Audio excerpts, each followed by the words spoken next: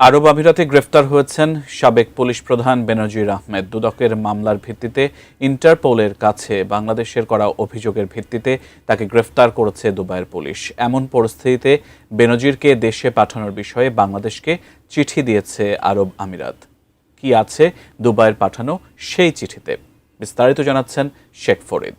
জনগণের ক্ষমতা এবং রাষ্ট্রের ক্ষমতা যারা অবজ্ঞা করার দুঃসাহস দেখায় তারা আহম্মক।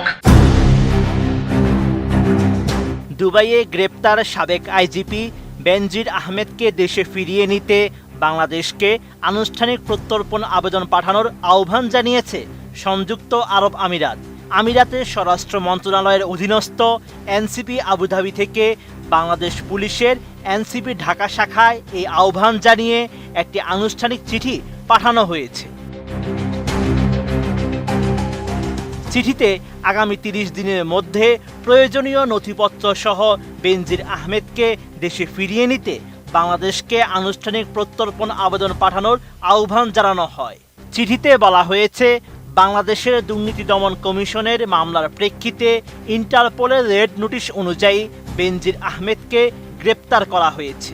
তাকে সংযুক্ত আরব আমিরাতের বিচারিক কর্তৃপক্ষের সামনে হাজির করা হলে আদালত দেশটির ফেডারেল আইন নং 39/2006 11 নং ধারা অনুযায়ী পরবর্তী আইনি পদক্ষেপ গ্রহণের নির্দেশ দেন। আইন অনুযায়ী এই গ্রেপ্তারের পর ৩০ দিনের মধ্যে কূটনৈতিক মাধ্যমের সাহায্যে লিখিতভাবে বাংলাদেশ সরকারকে একটি প্রত্যর্পণ অনুরোধ জমা দিতে হবে।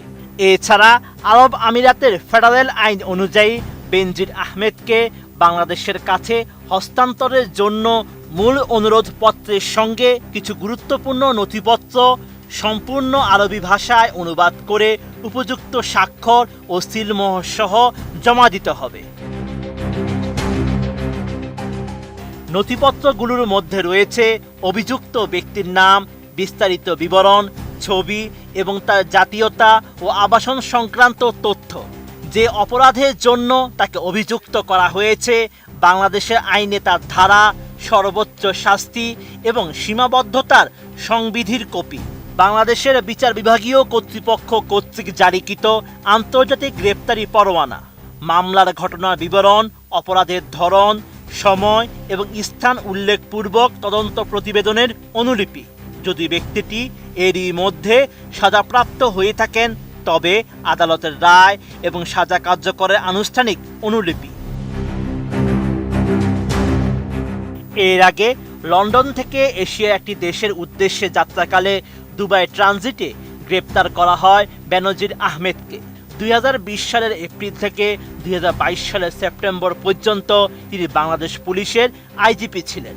5 আগস্ট শেখ হাসিনা সরকারের পতনের পর দেশ ছেড়ে পালিয়ে যান বেনজির।